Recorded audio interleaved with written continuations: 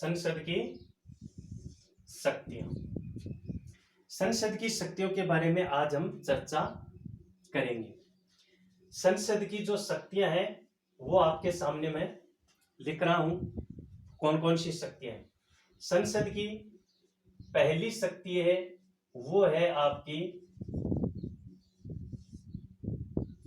विधायी शक्ति। दूसरी जो शक्ति है वो है आपकी संविधान संशोधन की शक्ति। उसके बाद तीसरी जो शक्ति है वो है आपकी वित्तीय शक्ति। चौथी जो शक्ति है वो है आपकी प्रशासनिक शक्ति। कौन सी शक्ति? प्रशासनिक शक्ति। प्रशासनिक शक्ति। पांचवी है आपकी निर्वाचन संबंधी शक्ति। और छठी है आपकी विविध लिख सकते हैं या फिर आप अन्य लिख सकते हैं। यह आपके संसद की 6 शक्ति है। संसद की 6 शक्तियों के बारे में आज हम विस्तारित रूप से चर्चा करने वाले हैं। तो सर्वप्रथम हम पढ़ने वाले हैं विधायी शक्ति। देखो, किसी भी बिंदु को आप पढ़ने से पहले उस बिंदु के बारे में जानना बहुत जरूरी है। अब विधायी शक्ति जो शब्द है उस विधायी शब्द का आपको अर्थ आना बहुत ही जरूरी है। विधायी शब्द का मतलब क्या होता है? विधायी यानी विधि यानी कानून। तो विधायी शक्ति का मतलब हो गया कानून निर्माण की शक्ति। कानून निर्माण की शक्ति यानी कानून बनाने की शक्ति। अब यहां पर हमें देखना यह है कि संसद है वो किस तरीके से कानून निर्माण का कार्य करती है। आप सभी को पता है संसद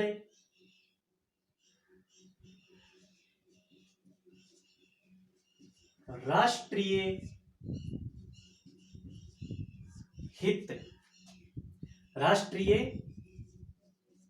हित को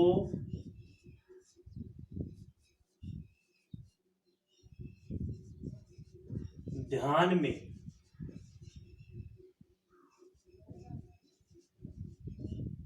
रखते हुए उल्लेखित सूचियों के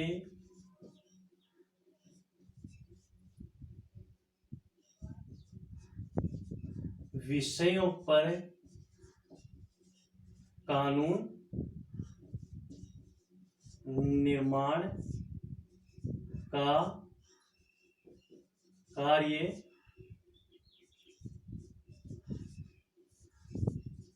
करती है।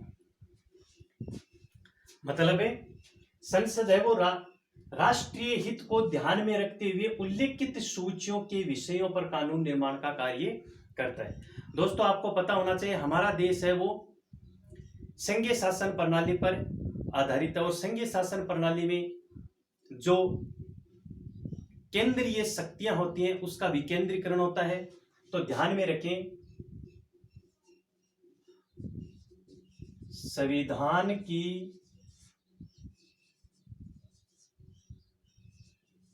अनुसूची 7 में हमारी केंद्र सरकार की जो शक्तियां हैं उसका विकेंद्रीकरण किया गया है। उसका जो विकेंद्रीकरण किया गया है वो किया गया है आपका संघ सूची में, राज्य सूची में, समवर्ती सूची में और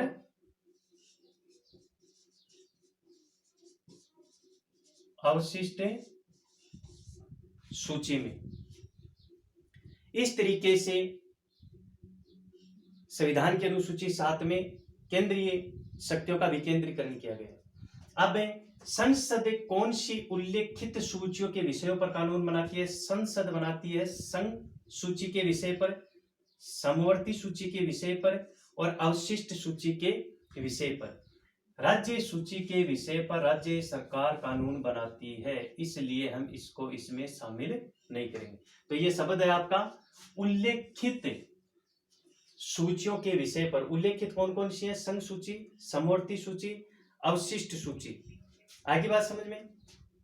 अब हम बात करें कि संघ सूची में विषयों की संख्या कितनी है। तो देखो, मूल 97 थे और वर्तमान में 100 है। वर्तमान में कितने हैं? 100 हैं।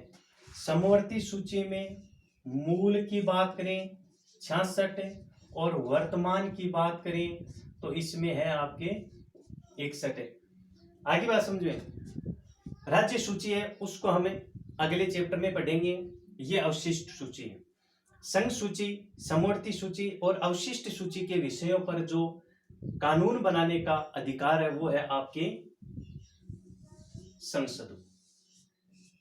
आगे बात समझ में। अब आपको मैं बता दूं कि संघ सूची में कौन कौन से विषय हैं। जैसे देश की रक्षा का विषय है, नागरिकता से संबंधित विषय है, संचार से संबंधित विषय हैं, युद्ध और शांति से संबंधित विषय हैं, खनिज बीमा से संबंधित जो विषय हैं, ये सब विषय आपके संघ सूची में आते हैं। और इन विषयों पर अगर किसी कानून निर्माण की आवश्यकता पड़ती है तो वो आपकी संसद इसका निर्माण करती है।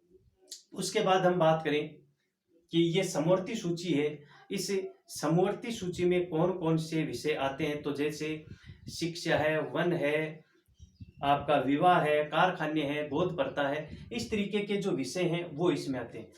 सर जी, ये समझ में आ गया कि ये संघ सूची है, यानी ये केंद्र सरकार के विषय होते हैं, जो राष्ट्रीय हित के महत्वपूर्ण विषय होते हैं वो इसमें रखे गए हैं और इस पर कानून का काम है हमारी संसद करती है।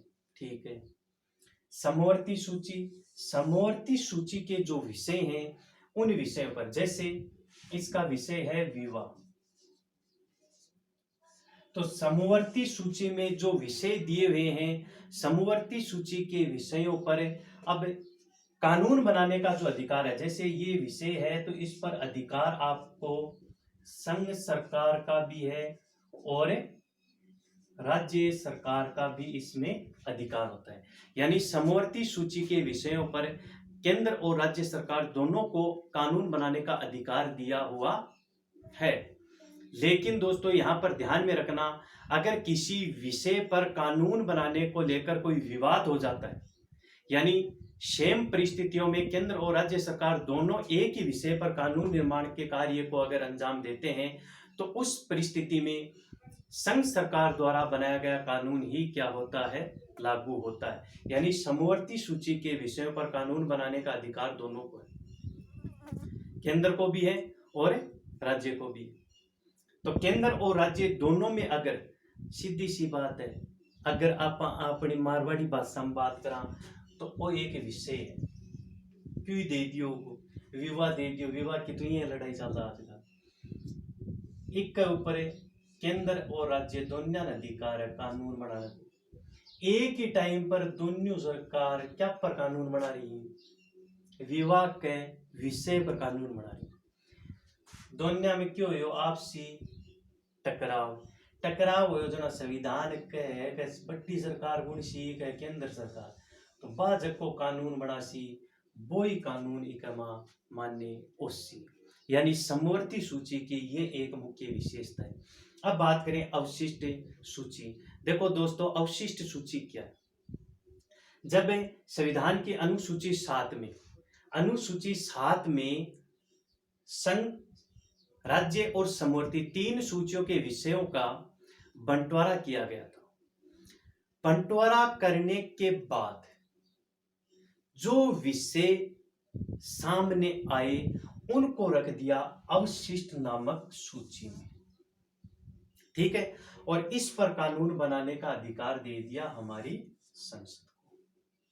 तो ये है संसद की विधायी शक्ति। विधायी का मतलब विधि या कानून निर्माण की शक्ति, और संसद है वो संघ सूची, समवर्ती सूची और अवशिष्ट सूची के विषयों पर कानून बनाने का काम करती है। और समवर्ती सूची में आपको बात ध्यान में रखनी है कि केंद्र और राज्य दोनों को अधिकार है, दोनों में विवाद उत्पन्न होने पर केंद्र द्वारा बनाया गया कानून ही मान्य होगा। अब हम बात करें अगली शक्ति के बारे में, संविधान संशोधन की शक्ति। संविधान संशोधन की जो शक्ति है दोस्तों, बहुत ही महत्वपूर्ण शक्ति है। सबसे पहले तो आपको पता होना चाहिए संशोधन शब्द का मतलब क्या है। संशोधन का मतलब है संविधान में बदलाव, या हम कह सकते हैं परिवर्तन। आप सबको पता है कि जैसे जैसे समय बदलता है, समय के अनुरूप परिस्थितियां बदलती हैं, और परिस्थितियों के अनुरूप हमारी आकांक्षा और इच्छाएं भी बदलती हैं। जैसे जैसे हमारी आकांक्षा और इच्छाएं बदलती हैं, वैसे वैसे संविधान में संशोधन करना भी बहुत जरूरी है। तो संसद की द्वितीय जो शक्ति है वह संविधान संशोधन की। संविधान संशोधन की शक्ति है सबसे महत्वपूर्ण, संसद की सबसे महत्वपूर्ण शक्ति है। अब संसद की सबसे महत्वपूर्ण शक्ति कैसे है, सबसे महत्वपूर्ण कैसे, यहां पर ये एक प्रश्न उठ खड़ा है। ये सबसे महत्वपूर्ण शक्ति कैसे है? ये सबसे महत्वपूर्ण शक्ति इसलिए है कि संविधान संशोधन यानी संशोधन का प्रस्ताव, यानी संविधान में संशोधन करने का जो प्रस्ताव होता है, प्रस्ताव केवल संसद द्वारा ही प्रस्तावित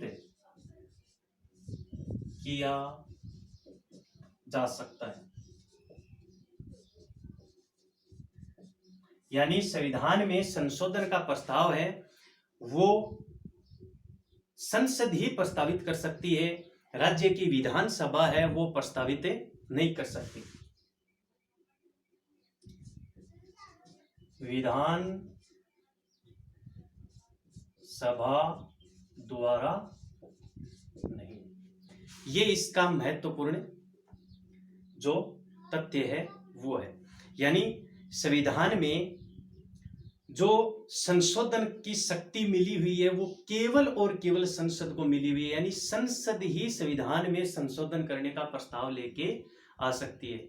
यानी कहने को मतलब वो है कि संविधान में अगर कोई परिवर्तन या बदलाव करना है तो वो राज्य सरकार ने अधिकार खोलना। सीधी सी बात आई है। संविधान में संशोधन यानी बदलाव कौन कर सके है? संसद ही कर सके। अब अगर महत्वपूर्ण बात आगे देखें, आर्टिकल 368 में संविधान में संशोधन का प्रावधान है। आर्टिकल 368 के, यानी अगर हम आर्टिकल 368 की बात करें तो संविधान में संशोधन की विधि 2 है। आर्टिकल 368 में 2 विधि हैं, बाकी संशोधन करने की 3 विधि हैं। 2 विधि कौन सी हैं? एक तो है आपकी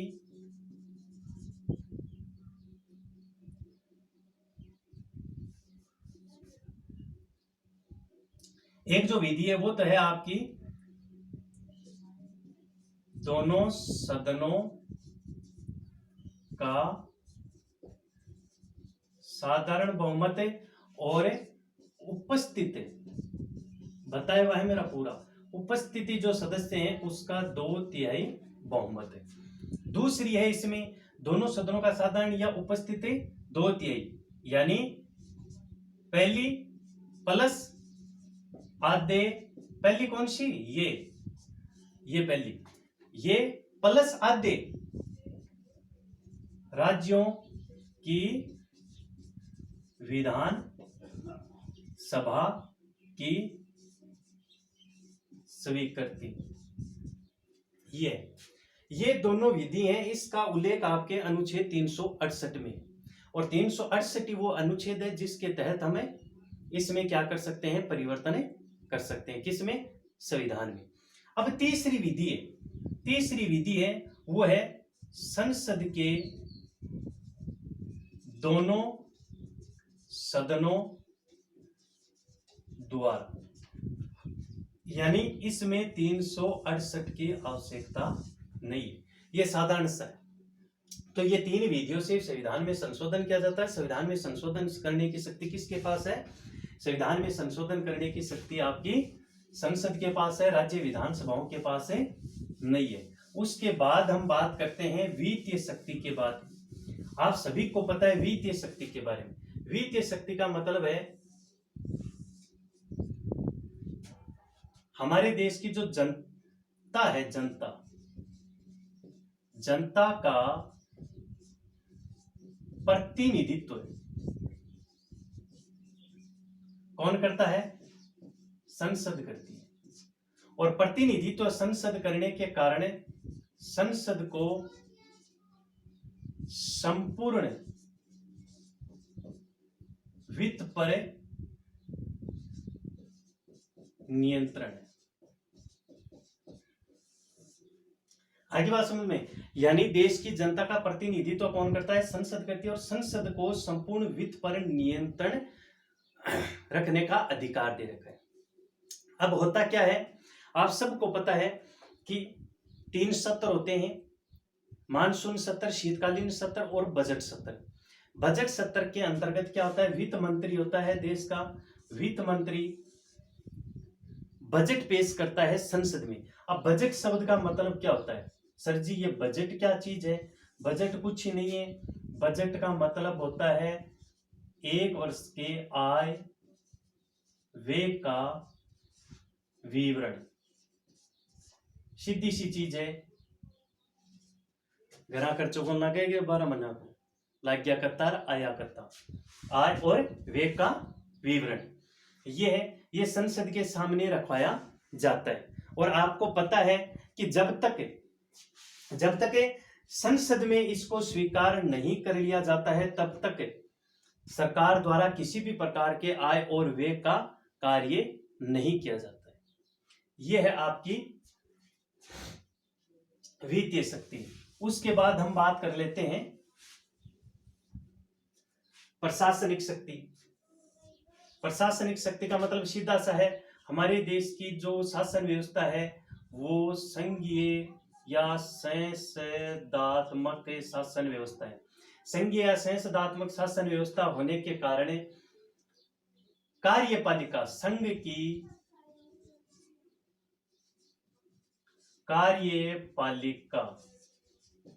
की कार्यपालिका का मतलब सीधा सीधा किससे है? मंत्रिपरिषद से है। मंत्रिपरिषद है, यह आपको पता है लोकसभा के प्रति क्या रहती है? उत्तरदायी रहती है। किसके प्रति उत्तरदायी रहती है? लोकसभा के प्रति उत्तरदायी रहती है। देख लीजिए आप, संघ की कार्यपालिका का मतलब कौन हो गया? मंत्रिपरिषद। और ये मंत्रिपरिषद किसके प्रति उत्तरदायी रहती है? लोकसभा के प्रति। कहने का तात्पर्य है कि जब तक मंत्रिपरिषद का विश्वास किस में बना रहेगा? मंत्रिपरिषद का विश्वास लोकसभा में बना रहेगा, तब तक मंत्रिपरिषद अपने पद पर रहेगी। तो यह है प्रशासनिक। अब है निर्वाचन संबंधी कार्य। निर्वाचन संबंधी कार्य की बात करें तो आप सभी को पता होना चाहिए संसद के ये दो सदन है एल और आर। दोस्तों ध्यान में रखना, एल और आर, लोकसभा और राज्यसभा का इस्तेमाल एल और आर में करता हूं मैं। एल और आर दोनों के सदस्य किसके निर्वाचन में भाग लेते हैं, यानी दोनों के सदस्य निर्वाचन किसका करते हैं, दोनों के सदस्य निर्वाचन किसका करते हैं। तो देखो, दो निर्वाचनों में भाग लेते हैं। कितने निर्वाचनों में भाग लेते हैं? दो निर्वाचनों में भाग लेते हैं। आर्टिकल 54 में और आर्टिकल 66 में। आर्टिकल 54 यानी राष्ट्रपति के निर्वाचन में और उपराष्ट्रपति के निर्वाचन में। यानी संसद के दोनों सदनों के सदस्य एल और आर के सदस्य हैं, वो आर्टिकल 54 के अनुसार राष्ट्रपति का निर्वाचन और 66 के अनुसार उपराष्ट्रपति का निर्वाचन करते हैं। ये तो हो गई आपके निर्वाचन से संबंधित बातें। अब विविध बात करें।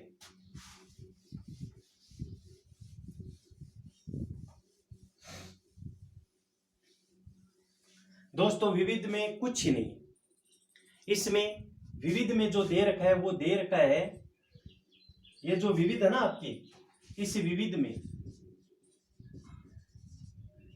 विविध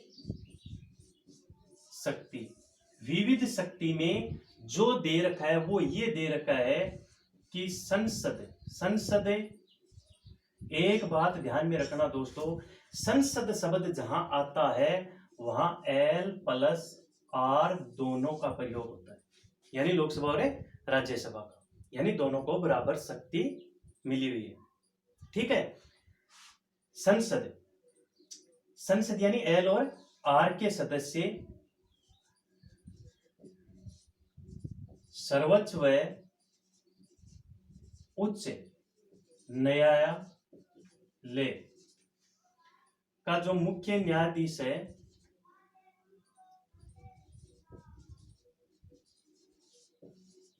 उसको उसके पद से आर्टिकल 124(4) के अनुसार महाभियोग विधि के द्वारा पद से हटा सकते हैं। ये विविध शक्ति है संसद की। पहली शक्ति क्या है विविध?